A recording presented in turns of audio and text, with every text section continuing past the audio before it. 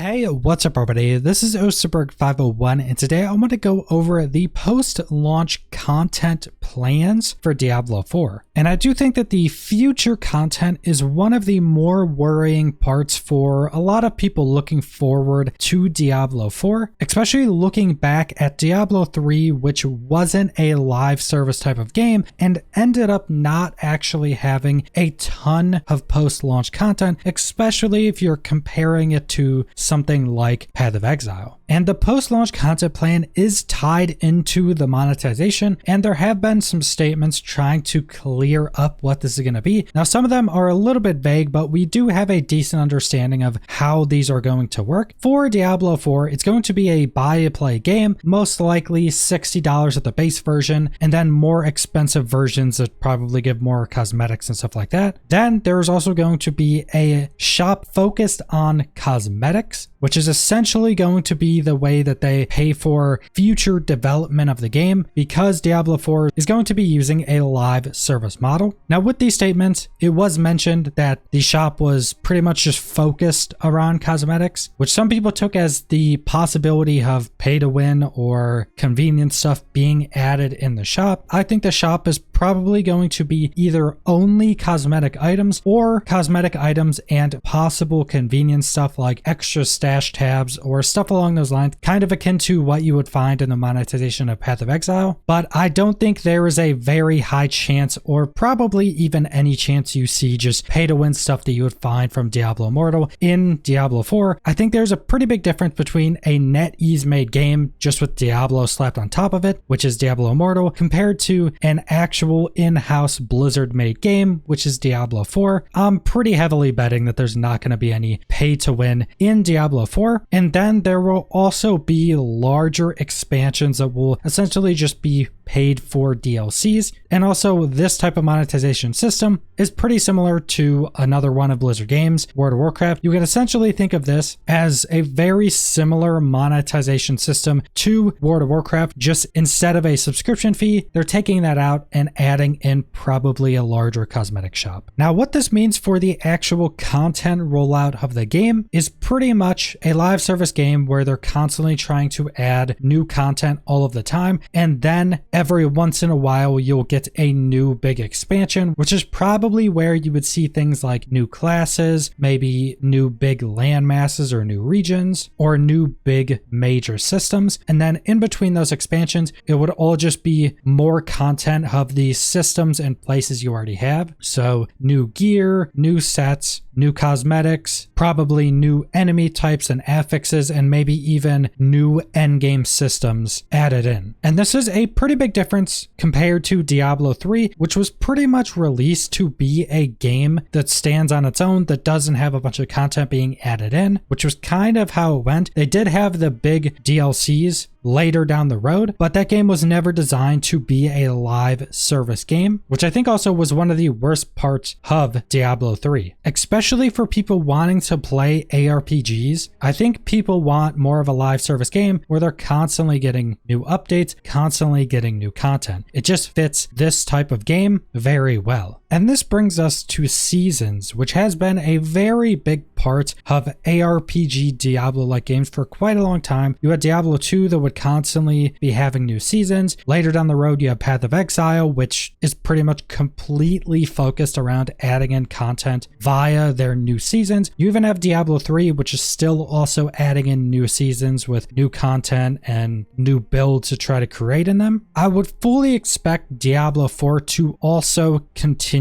this, but this is one of the areas that we really don't have any information of for Diablo 4. They have kind of mentioned seasons when talking about some other aspects of the game, but we don't actually know how these are going to work. But with a live service game like this, with the game pretty much being designed around being able to add a lot of new content, I would fully expect we're probably going to be seeing seasons as a major part of future updates and future content being added into the game. I would not at all be surprised if they kind of follow in Path of Exile's footsteps a little bit in how they release content, with content being focused around that seasonal release schedule. But that's pretty much all the information information I wanted to go over for the future content plans for Diablo 4, because I have seen a lot of people that maybe haven't followed the game or the information as closely, having a lot of misinformation about what is being intended for the content of Diablo 4. So I hope this clears up some of that information. And in my opinion, that's one of the best things they could do for Diablo 4. Have it be a live service game, have it be something they constantly update, they constantly add new content to, and they constantly try to make better. And I think they pretty much need to follow that type of game model, especially to compete with Path of Exile and any of the other decent sized ARPGs, because pretty much everybody has accepted and gotten used to constantly having new content being added into the game. And I think for a game to keep its longevity, it's going to need that new content constantly being added in. But that's pretty much all I want to go over. So subscribe if you want to see more Diablo 4 or other videos. Leave a like if you liked the video. Leave a comment down below what you guys think about the content plans for Diablo 4. And thanks for watching.